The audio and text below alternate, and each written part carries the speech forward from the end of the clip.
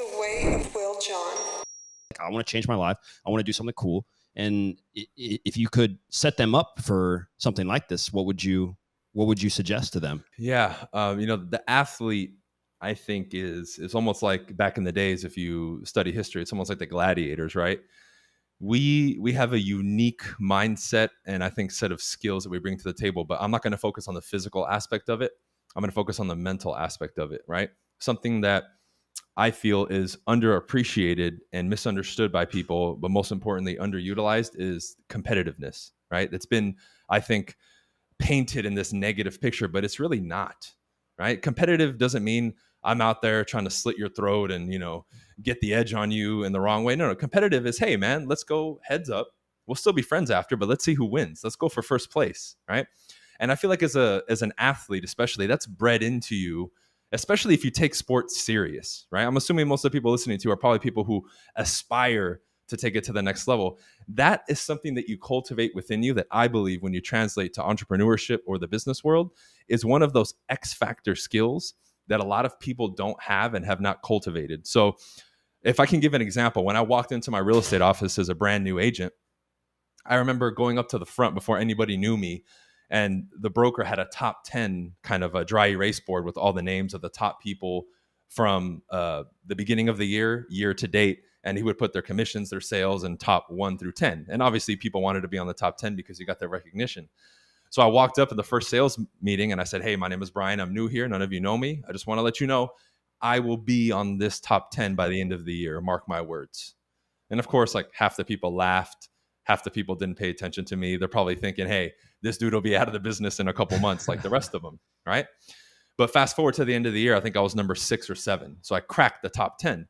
But that mentality of going up there and doing that. So if somebody is listening and you want to do something entrepreneurial, well, that part of it you already have. The other part is, where do you see your skill set and what you do? Where do you see it applicable and where can you win? So when I looked at real estate, right, I took a look at it, not from the perspective that most people look at it. Oh, you would need money, you would need connections and all these other things. I said, look, when you look at real estate, and I started asking a lot of the people that had been in it for a long time, it's a sales business at the end of the day, right? People think it's marketing and other stuff. Yeah, that's involved. But ultimately, I have to go out and pursue or attract or both customers, have a conversation with them, get a buyer or seller to sign a contract. And then after that transaction, I get a check. So it's a sales business at the end of the day. So I would ask the veterans, can sales be learned by anybody? They said, absolutely. It's a skill set that you can build, just like you built up your basketball skills, your fundamentals. It's the same thing, but it's mental versus physical. And that's immediately when I said, fantastic, because the same 1,000 free throws a week that I would shoot, the same drills that I would do working on my jump shot, my mid-range shot, right? My moves to the basket, working the pick and roll. In basketball, all I did was translate it to the sales skills and communication skills that I cultivated early on to get to where it is. So when I showed up, even before I got my license, I would say, hey, the scripts that you guys use, the sales scripts, the words, let me study them and memorize them. So by the time I get my license, I can get on the phones and start talking to people. And I was studying them, right? So real estate for me, because you are your own boss, but the potential to make money and be successful is there, and all the foundational stuff can be learned. All you really do is take that same attitude and commitment and literal schedule that you did in athletics and you just copy it over. So instead of being on the hardwood, now you're in the office. And it's the same thing. It's just, what do you enjoy as an individual? Some of you are going to err more towards real estate. Maybe some of you want to run your own clothing company. I don't know. I mean, obviously the ideas are endless. But I'd recommend, though, for you to get a taste of what you want is do what I did. Get out there and try it out. Right? I contacted my friends or people that they knew and said, hey, let me be a fly on the wall. I'll work with you. You don't have to pay me. Let me get a feel for this business for a couple of days or a week to see if I like it. No one's going to tell you no if you want to work with them for free or offer to help them and not bug them, right?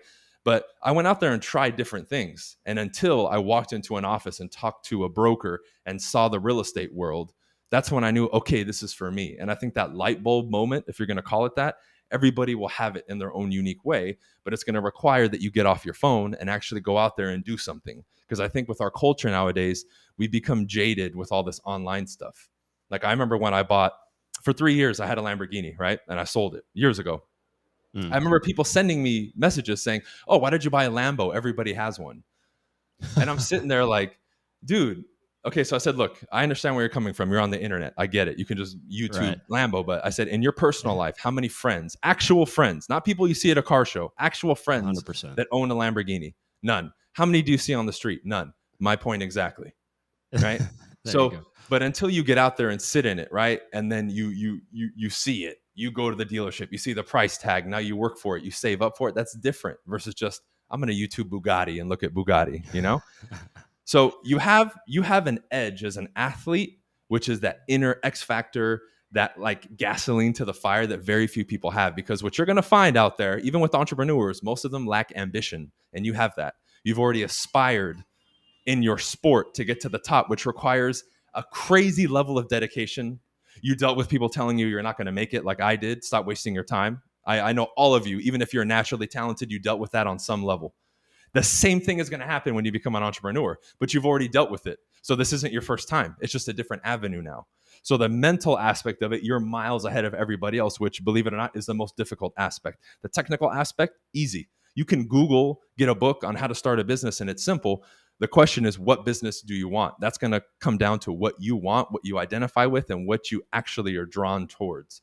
That's a decision that you have to make, right? But I think an athlete is more than equipped to be an entrepreneur and run their business because they've literally done that just in a different way already. Yeah, I would agree with that 1,000%, especially considering what you said about the phone. And I mean, the fact that self-reflection, deep analysis, and critical thinking in our society is basically disappearing at a rapid rate because of the superficial nature of social media and the fact that it's hard for people to focus.